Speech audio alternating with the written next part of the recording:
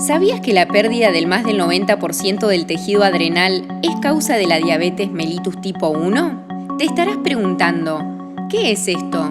Acompáñanos los próximos minutos y te contamos más sobre el tema, junto al doctor Mario Vega Carbó y su libro, Donde reina la hormona, ficción basada en casos clínicos.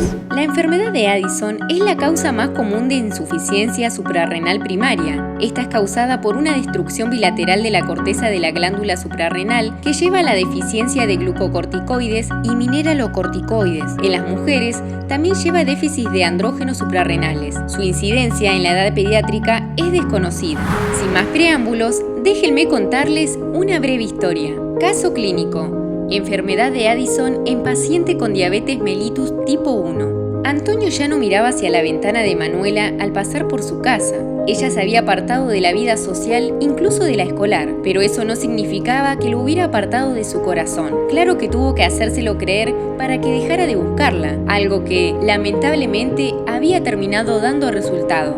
Manuela había empezado con su escolarización domiciliaria 7 meses atrás y había tenido un buen avance. Desafortunadamente, no podía decirse lo mismo de su estado de salud, que era el que en definitiva la había confinado a las tristes 4 paredes de su casa. Eran tristes porque estaban descascaradas, nadie las había pintado en años, en parte porque no había dinero para hacerlo y en parte porque no había voluntad. También eran tristes porque hacía 6 años exactamente desde su cumpleaños número 8 que Manuela no había sabido nada más de su padre. Pero principalmente eran tristes porque la madre de Manuela rara vez se levantaba de su cama. Asearse era una tarea ya olvidada y encargarse de la casa era algo que parecía haber caído en las manos de Manuela para siempre. Así eran los efectos de la depresión. Por eso, cuando Manuela acudió al médico a realizarse unos estudios debido a convulsiones que había estado padeciendo, también la diagnosticaron con depresión. Solo le recordaron que no olvidara hacerse los controles habituales para tener a su diabetes monitoreada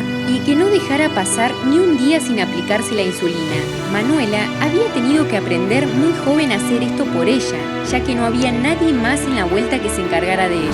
Aprovechando que nadie la controlaba, había dejado pasar algunas ocasiones de pincharse. Por eso es que había recaído tanto últimamente, o al menos eso le habían dicho en el hospital de niños. La falta de fuerza proveniente de la depresión habían hecho estragos tan profundos en Manuela que muchas cosas debieron quedarse atrás. Lo primero fue la escuela. Después de haber llegado casi al límite de faltas anuales en tan solo 2 meses de clase, debido a las constantes internaciones derivadas de vómitos casi permanentes, los maestros conjuntamente con los doctores decidieron que lo mejor sería la escolarización domiciliaria. Junto con esta drástica medida, Manuela tomó otras decisiones que terminarían confinándola a una existencia devastadoramente solitaria.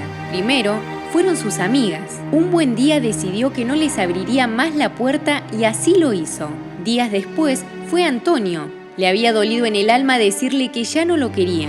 Afortunadamente, Manuela tenía significativos dotes para la actuación, así que su representación fue creíble y Antonio no tuvo más remedio que distanciarse. Los primeros días miraba hacia su casa al pasar. A veces se detenía unos instantes intentando traspasar la cortina con su mirada, pero al no encontrar respuesta alguna, ni siquiera señales de vida, Antonio paulatinamente fue dejándose absorber por sus propios pensamientos y la ventana de Manuela pasó, al igual que su dueña, al olvido.